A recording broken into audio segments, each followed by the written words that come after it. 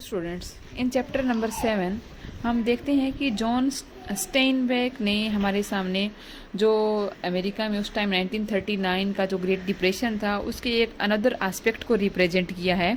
वो क्या था? माइग्रेशन का एस्पेक्ट था, जहाँ पे लोगों को अपने एक प्लेस से दूसरे प्लेस पे डिस्प्लेस होना पड़ा और उनकी जो डिफ़िकल्टीज़ थी उसको हमारे सामने प्रेजेंट किया है। The necessity of some means of transportation, और उस टाइम लोगों की सबसे बड़ी ज़रूरत क्या थी? ट्रांसपोर्ट करने के लिए, लोगों को माइग्रेट होने के लिए ट्रांसपोर्ट की ज़रूरत थी। तो उस समय देखो लोगों को किस तरीके से एक्सप्लॉइट किया गया। उस समय लोगों ने कार डीलर से पर्सनल कार खरीदने ही उन लोगों ने ज़रूरी समझा था। तो crooked used car dealers are taking advantage of the people's distress and selling them in anything that rolls off a load। यानी जो चीज़ थोड़ी बहुत रोल कर सकती थी, यानी घटिया से घटिया या पुरानी से पुरानी कार को भी उन्होंने अच्छी खासे दामों में है कार डीलर्स ने उन लोगों को बेचा। क्योंकि उस समय लोग है सारा अपना सामान वगैरह, अपना बिग बैग एंड बगेज और लगेज के साथ जा रहे थे, तो हर कोई है वो पुरानी गाड़ियों को खरीदना ही प्रेफर कर रहा था।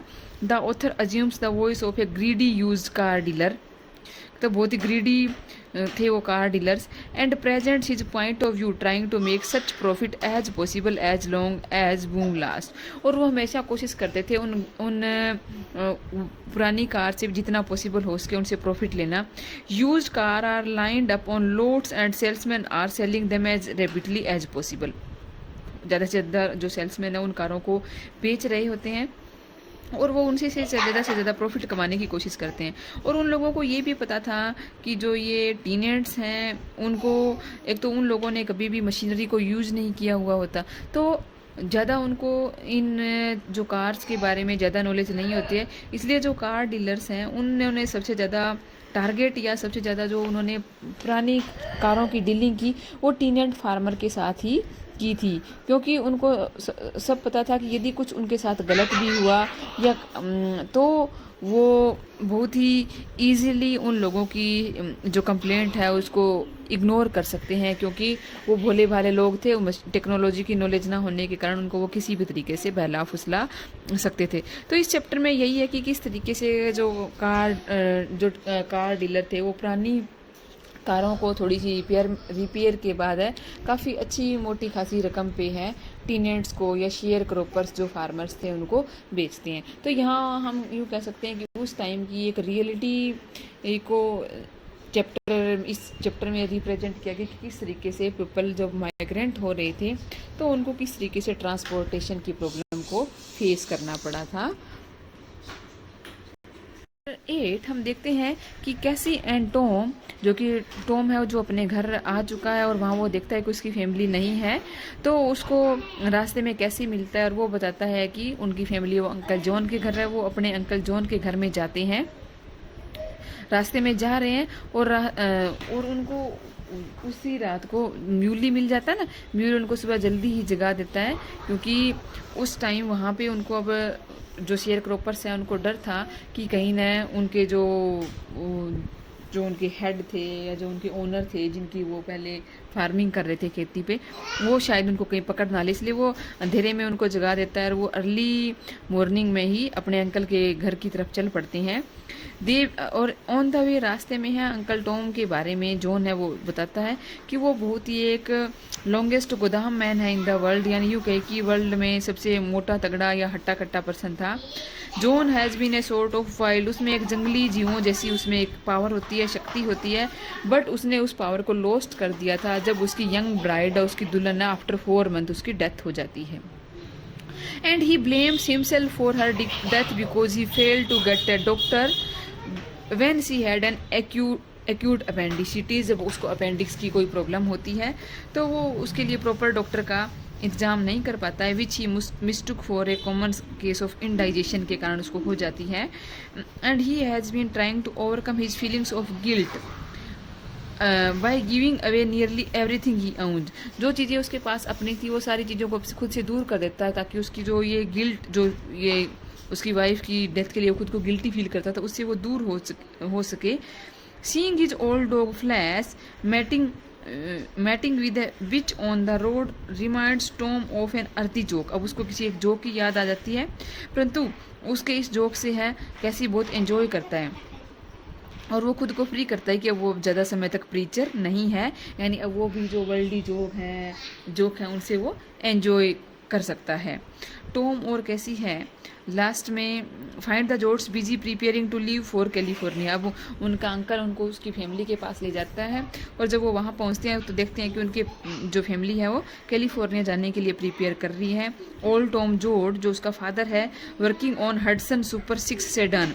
ये हडसन एक गाड़ी की हम कहें कि जो उन्होंने गाड़ी परचेज की है पुरानी, उसकी कोई ये कहें कि उस गाड़ी का ही कोई नेम है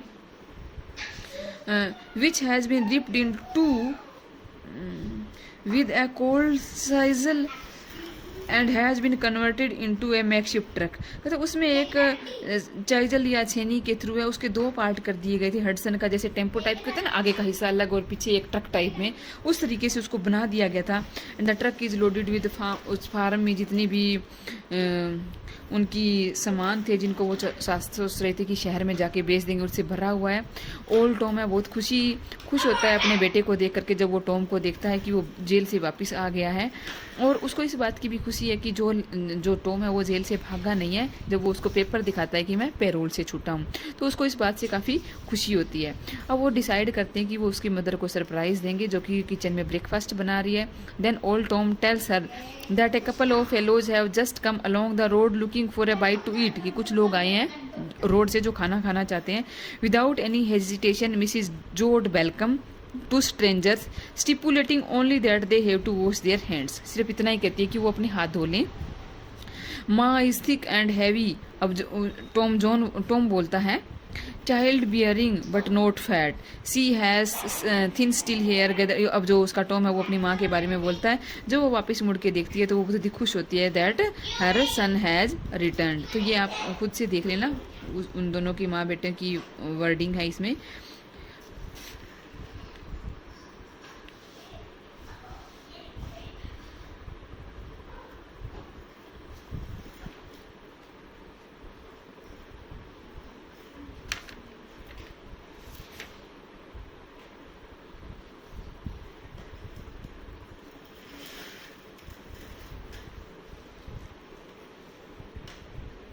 अब उसकी जो माँ है वो उसको देख करके पूरी तरीके से यूं कहें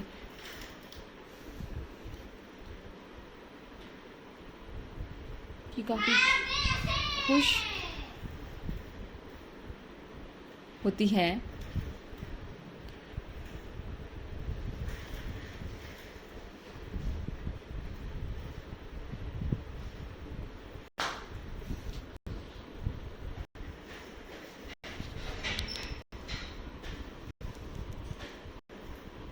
आगे हम देखते हैं कि टॉम है वो अपने ग्रैंड माँ एंड ग्रैंड पा जो उसके दादा दादी हैं उनके बारे में जानना चाहता है कि वो कहाँ हैं। And he learns that they sleep in barn to avoid disturbing the children when they have to get up in the night, क्योंकि रात को उन लोगों को जाना होता है ना कैलिफोर्निया के लिए। माँ is relieved when Tom assure her that prison has not made him a bitter or crazy mad. माँ भी खुश है कि उसका बेटा है जेल में अपना लाइफ बिताने के बाद भी वो पहले की तरह क्रेजी या बीटर नहीं हुआ है। She is afraid that he might have been hurt like pretty boyfriend who was tormented so much by the jailers. वो किसी अपने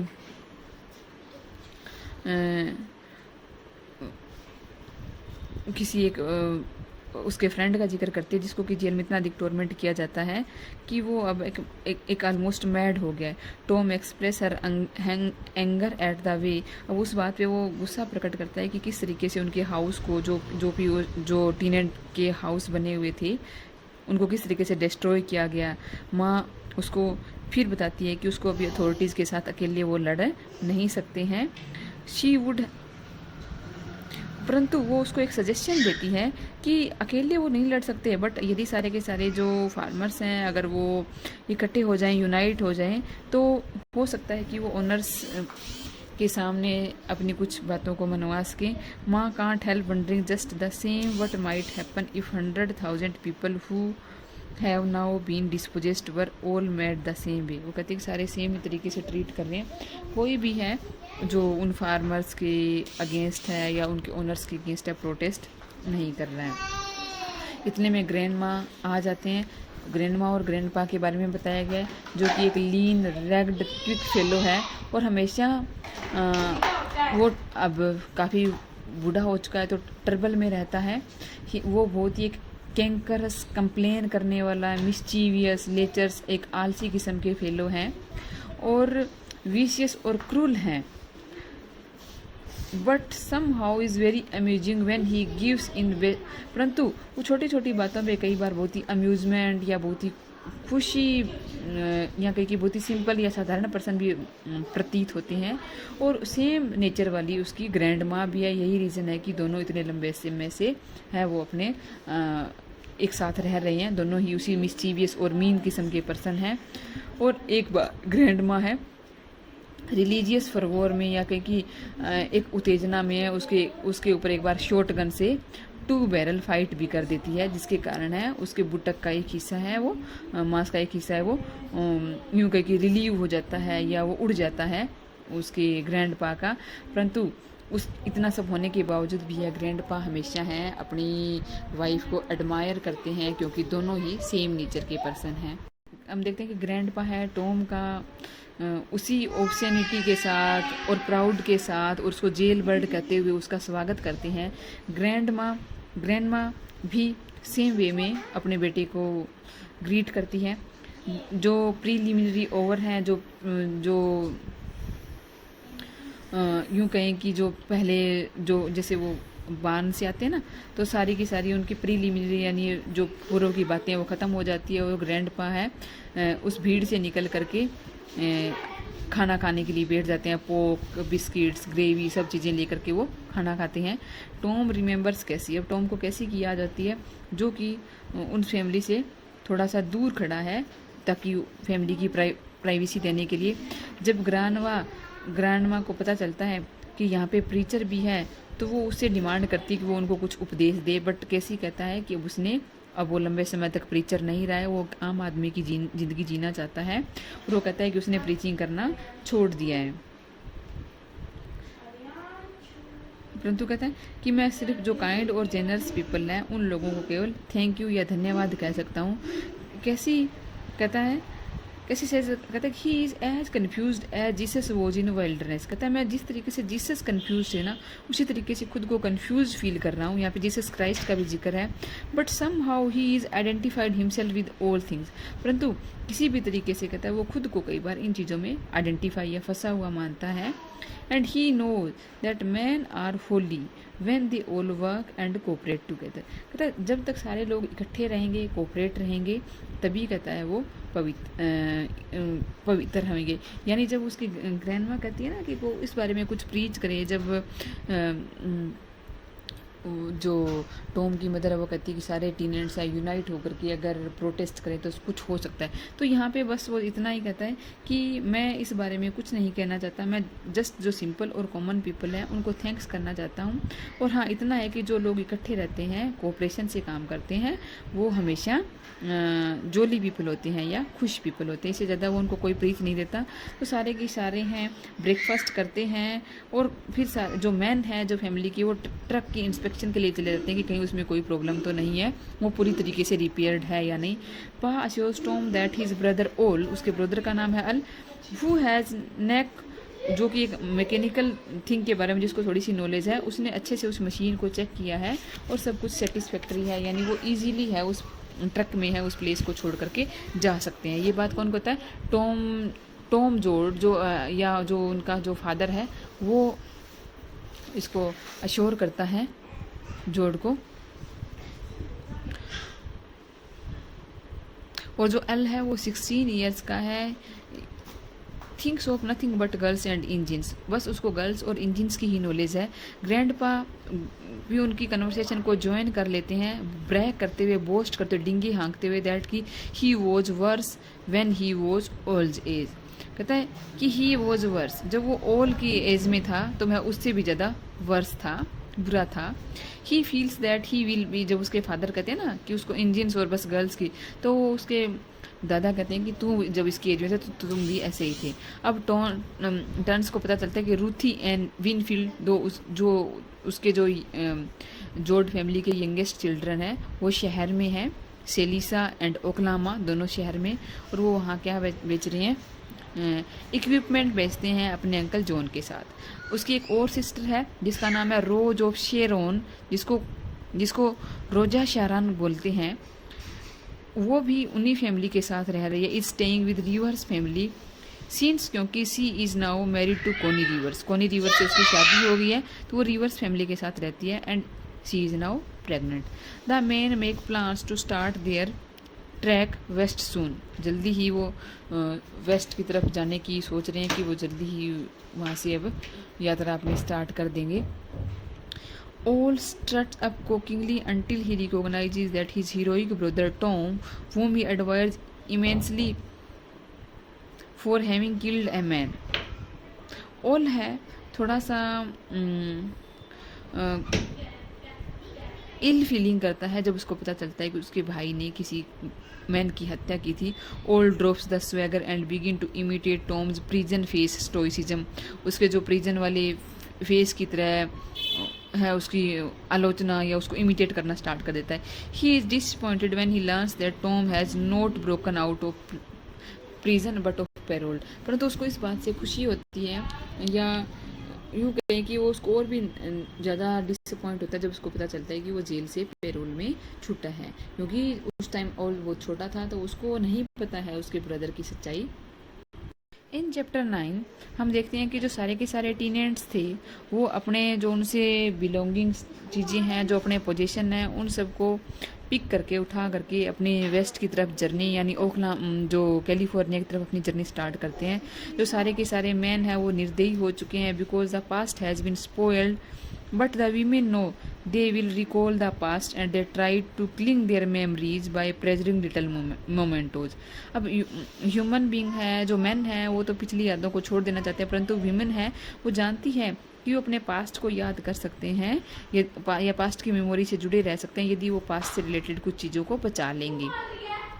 गुड फार्म इक्विपमेंट, जो फार्म के अच्छे अच्छे इक्विपमेंट थे, and animals are being sold, उनको वो बेच देते हैं for a fraction of their value, उनकी कीमत से कि थोड़े से हिस्से में ही। And with each sale goes a bitter curse, और हर एक सेल के साथ उनको बहुत बड़ा कर्स लग रहा है, a curse on the powers which take advantage of another man's डिस्पिरेशन।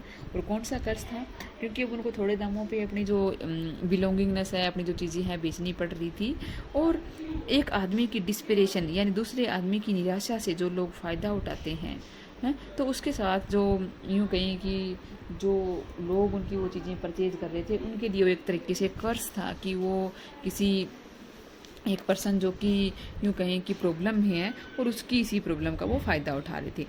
Everything but the barest essential must be left behind, कुछ भी बहुत ही कम चीज़ें हैं उनके पीछे बची थी। The rest is piled high in yards, जो कुछ चीज़ें जो काम की चीज़ें नहीं थी वो उनके यार्ड में है, एक ढेर में पड़ी थी और जला दी गई। And then everyone must leave quickly, जल्दी ही हर कोई चाहता है कि वो जल्दी से वहाँ से निकल जाए, because the past has been destroyed, क्योंकि उन लोगों का पास्ट अब ख़त्म हो चुका था। And nothing remains but the fearful rust, अब उनकी ज़िंदगी में कुछ भी नहीं था, एक डरावना सा रस था, दौड़ थी जो कि किसी अनसर्टेन फ्यूचर की तरफ जा रहे हैं, क्योंकि यहाँ उन लोगों को अभी भी श्योरिटी नहीं है कि कैलिफोर्निया में पहुँचने के बाद उनको जॉब भी मिल पाएगी। तो यहाँ हम यूँ कह सकते हैं कि जॉन स्टेनबेक ने बहुत ही रियलिस्टिक डिटेल दी है उन पीपल की जो उस टाइम है जो माइग्रेंट पीपल है वो फेस कर रहे थे। जैसे पिछले चैप्टर नंबर 7 में बताया गया कि किस तरीके से है यूज्ड कार सेल्समैन है या कार सेल्समैन है, उन लोगों ने उनका बहुत ही ज़्यादा यूँ कहें कि उनकी इस प्रॉब्लम का फ़ायदा उठाया।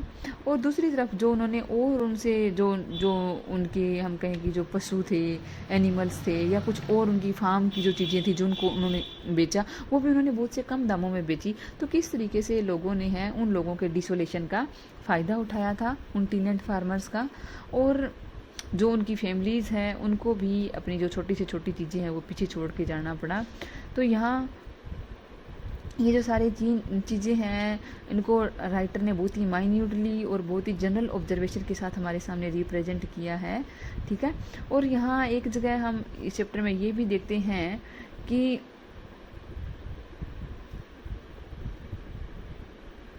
यहाँ पे कुछ जीसस क्राइस्ट का भी डिस्क्रिप्शन आता है, जब वो बोलता है ना प्रीचर, तो यहाँ हम यूँ कह सकते हैं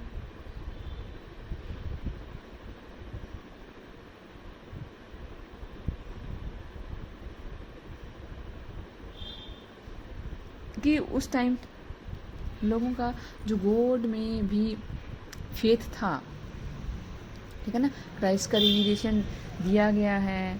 और जो हमारा ये नोवेल है, इसका टाइटल भी battle him of the Republic एक बुक है जो रिवीलेशन के बारे में, जो मोक्स के बारे में, वहाँ से हमारा ये टाइटल लिया गया, द ग्रेप्स ऑफ रैथ।